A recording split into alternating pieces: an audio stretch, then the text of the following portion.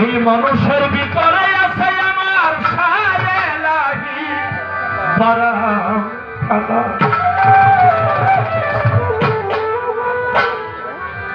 মানুষ রতন অযতন ভান মিলবে না মানুষের ভজন মানুষের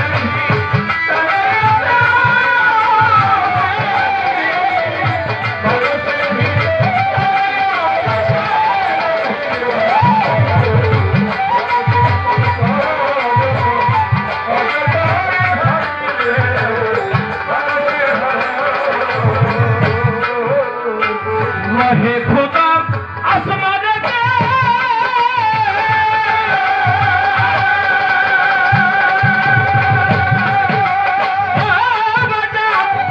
हे खुदा जमीन के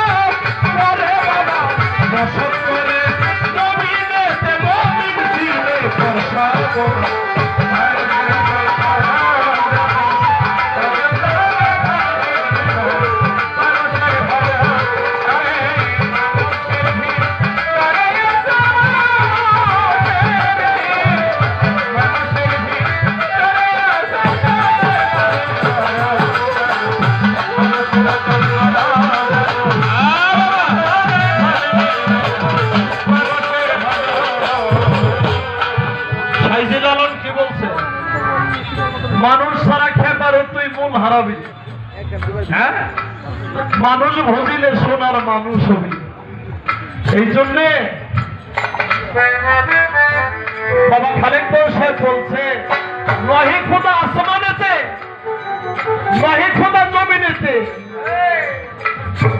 সেটা বসত করে মমিনেতে, মমিন চিনে কর সাধনা। মমিন চিনতে হবে। আমার আজিজ পাগল কি মমিন না? হ্যাঁ, আমার বাহের পাগল কি মমিন না? মমিন না হইলে হ্যাঁ গফর ভাই, তাহলে কি যে আপনারা ওনার শরণাপন্ন হইতেন, ওনার গোলামি করতেন, ওনাকে মহব্বত করতেন, ওনাকে ভালোবাসতেন, ওনাকে সম্মান করতেন, ওনাকে তাজিমি করতেন? করতেন না। আমার আজিজ পাগল হইল মমিন, যার যার মুর্শিদ হলো মমিন। কি বাবা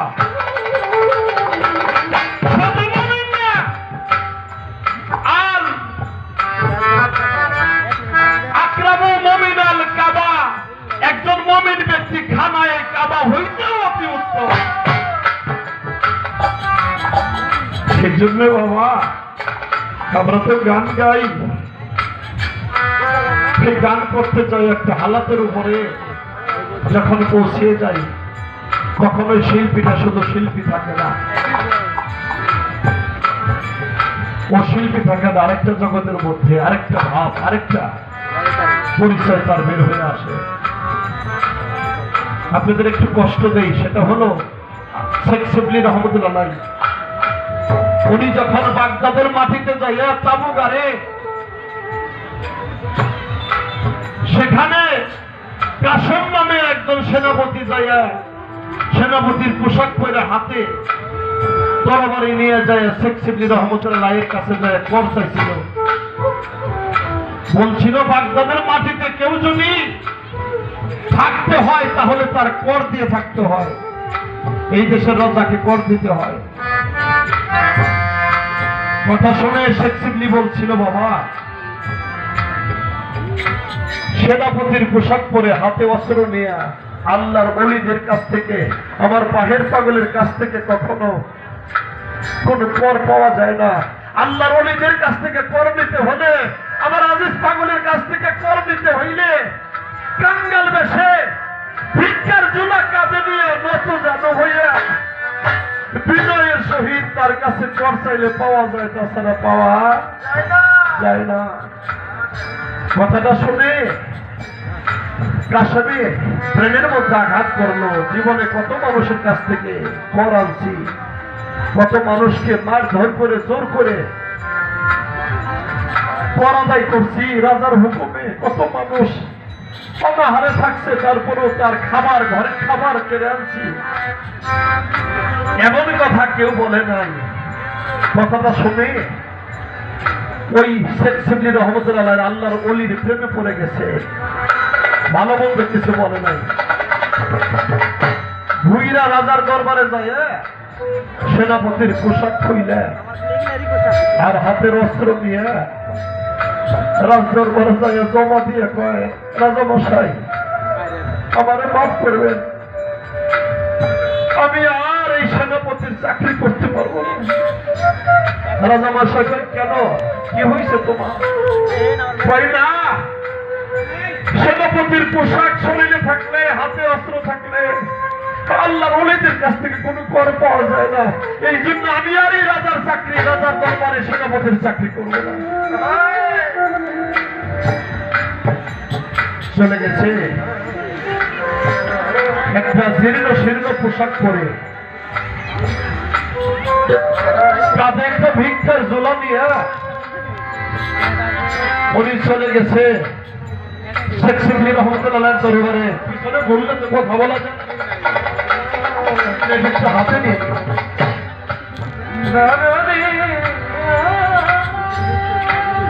শেখ শিবলি রহমতুল্লাহর কাছে যাইয়া নত জানু হইয়া সেদিন দুইটা চোখের পানি ছেড়ে দিয়ে কাসম বলছিল, দয়াল আমার গায়ে আর সেনাপতির পোশাক নাই, হাতে অস্ত্র নাই, আমি কাঙ্গালে বসে, আমি কাঁধে ভিক্ষার ঝুলি নিয়ে তোমার সামনে নত জানু হয়ে দাঁড়াইছি, দয়াল তুমি আমাকে গোলাম হিসেবে স্বীকার করে দাও। শেখ কাসেমের কথা শুনে, বিনয় শুনে আল্লাহর ওলি শেখ শিবলি রহমতুল্লাহ সেদিন তাকে মুরিদ করে নিয়েছিল। মুরিদ করার পরে 13টা বছর গোলামি করে। কথাটা খেয়াল করবেন, 13টা বছর গোলামি করার পরে এরকমই একটা মজলিসের মধ্যে শেখ শিবলি রহমতুল্লাহ সকল ভক্ত, বহিরাগত মানুষও ছিল, অনাভক্ত ছিল, জিজ্ঞেস করেছিল, তোমরা কি কেউ কখনো আল্লাহকে দেখেছো, খোদাকে দর্শন করেছো? সেদিন কেউ স্বীকার করে না, কেউ জবাব দেয় না। একমাত্র কাসেম দয়ালের পাশে দাঁড়াইয়া বাতাস করতে থাকে, জোর হাত মেরে বলছিল, দয়াল কথাটার জবাব আমি দেই। দয়াল কয়, ঠিক আছে, তুমি যদি দিতে পারো দাও। শেখ শিবলিকে তখন ভক্ত কাসেম বলছিল, দয়াল আল্লাহ দেখতে কেমন হয় আমি তো কোনদিন দেখি নাই, আমি দেখছি আমার বাহির পাগল রে, আমি দেখছি আমার আদেশ পাগল রে, আল্লাহ দেখতে কেমন হয় আমি দেখি নাই, আমি দেখছি তোমারে, আমি তোমার হাতে হাত দিয়ে আমি জিন্দা মারা মরে গেছি, তোমার কাছে আমি বিক্রি হয়েছি দয়াল। তাই আমি মুর্শিদ রূপেই চাই, আমি তোমাকে সাব্যস্ত করেছি দয়াল। কথা শুনে আল্লাহর ওলি শেখ শিবলি বলল, শরীয়তের বিচারে বেল গাইবে কিনা আল্লাহকে দেখা যায় না, তুমি যেহেতু লোক মাঝে হাতে হাড়ি ভাঙছো, আল্লাহকে তুমি দেখেছো, এই শরীয়তের বিচারে আমি রায় দিলাম, তোমার মৃত্যুদণ্ড আমি রায় কার্যকর করে দিলাম। আর সেই মৃত্যুটা স্বাভাবিক মৃত্যু হবে না, স্বাভাবিক মৃত্যু হবে না। তোমার হাত পাও বেঁধে বস্তার ভিতরে ভরে ওই দিজলা নদীতে তোমারে ফেলে দেবে, যদি তুমি তোমার খোদাকে যদি দর্শন করে থাকো, তাহলে তোমার খোদা তোমাকে বাঁচাবে, তোমাকে রক্ষা করবে। তরিকের ভাই মুর্শিদ যখন ভক্তদেরকে হুকুম করলো যে যাও কাশেমের হাত পা বেঁধে তোমরা দুজনা নদীর কাছে নিয়ে যাও। তরিকের ভাইয়েরা কিন্তু সেদিন শেখ শিবলি রহমতুল্লাহের দুইটা চরণে পড়ে কান্নাকাটি করেছিল দয়াল। ও তো আমাদের ভাই, অনেক ক্ষমা করা যায় না।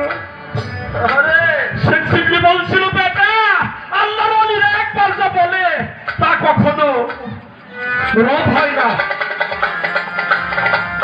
সে কথা রদ হয় না। আমি হুকুম দিছি, যা নিয়ে যা। কাশেমকে যখন হাত পা বেঁধে দুজনা নদীর তীরে নিয়ে যায়, নদীর কোলে যখন নামাইছে, নামাইয়া গরু ভাইয়েরা হাত পায়ের বাঁধনগুলো ছেড়ে দিছে। হাত পায়ের বাঁধনগুলো ছেড়ে দিয়ে বলছিল, ভাই রে কাশেম, তুই তো আমাদের গরু ভাই। শুনেছি মায়ের পেটের ভাই থাকলে হয় বেসাদের বাকি, তরিকার ভাই থাকলে সে হয় নিজাদের সাথী। আমরা কেমন করে তোকে জিজলা নদীতে ফেলে দেই, ভাই হয়ে কেমন করে তোদেরকে মারব তোকে। যা, তোকে ছেড়ে দিলাম, তুই অন্য কোনো দেশে যাইয়া পালাইয়া তুই বাইসা থাক। আমরা দয়ালের কাছে যাই কমু, আমরা কাশেমের হাত পা বেঁধে নদীতে ফেলে দিয়েছে, মারা গেছে। কাশেম হাউ মাউ করে কেঁদে উঠে বলছিল, ওরে তরিকার ভাই, তোরা আমার কেমন তরিকার ভাই, আমার মুর্শিদের হুকুম অমান্য করবি, কেমন ভাই তোরা?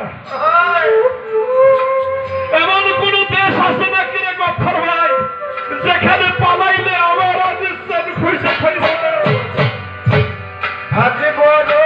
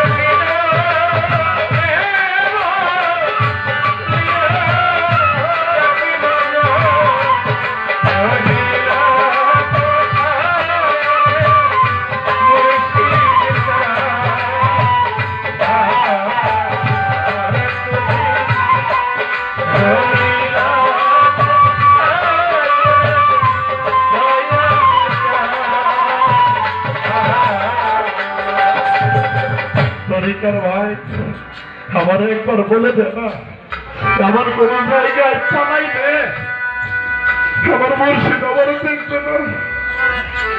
তরিকের ভাইরা তখন চিন্তা করলো, মুর্শিদ তো ছবি দেখে, এই যদি কোথায় পালাবে।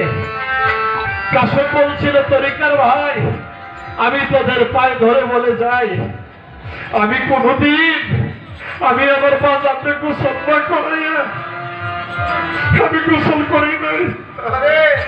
এগুলো আমি কারে কই দেখেন, কেমনি বেলায় হাসিল হয়।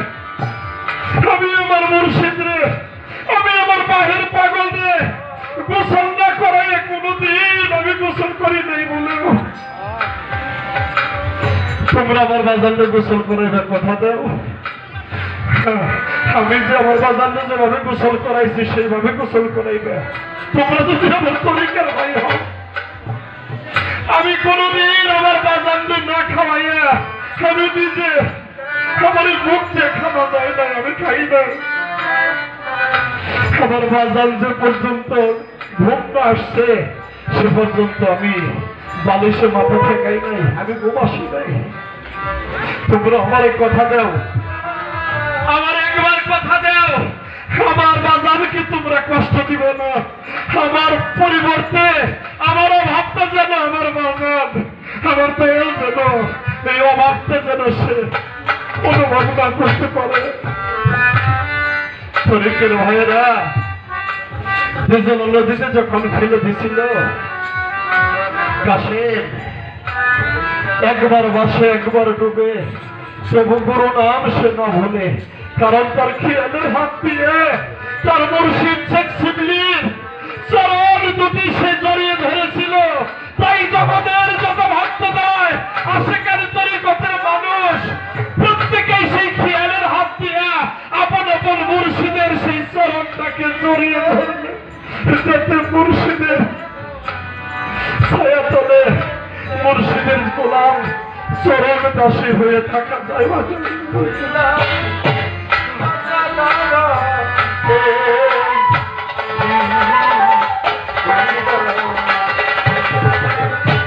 কাশেম তার মুর্শিদের নাম বলে নাই।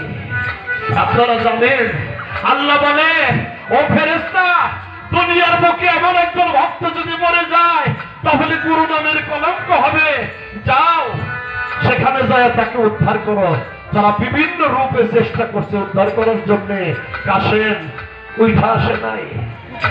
অবশেষে যখন তার মুর্শিদ শেখ সিদ্দি রহমতুল্লাহ আলাইহি যখন হাত দুটো বাড়াইছে, কাশেম রে খাওয়াই বাবা, তুই পরীক্ষায় পাস করেছিস, কারণ তোর এই মৃত্যুর সময় যখন তুই তোর মুর্শিদকে বলিস নাই, তোর মুর্শিদের রাত তুই ভুলস নাই, মুর্শিদ নাম তোর হৃদ থেকে মুছে নাই, তোর মতো ভক্তকে কি বলে থাকা যায়? আয় আয় আমার কাছে, কাশেম হাউ হাউ করে কেঁদে দিয়া মুর্শিদের কদমে জড়িয়ে পড়ছে।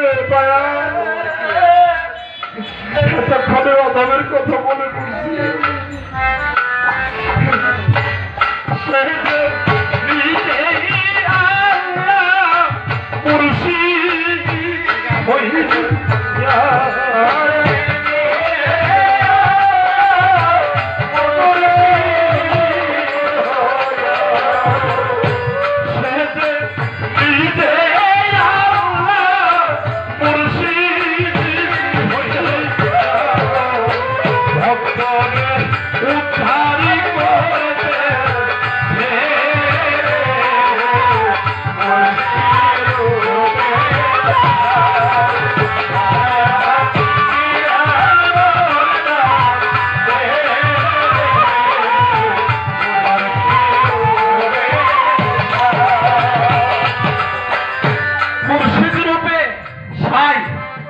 সেদিন শেখ সিদ্দি রহমতুল্লাহ আলাইহিকে উদ্ধার করেছিল। এই জন্য বাবা, এই জগতের মুখে পীর মুর্শিদের গোলামি না করলে সে কখনো বেলায়েত হাসিল করতে পারে না। তাই গানের মধ্যে সাধক কি বলছে?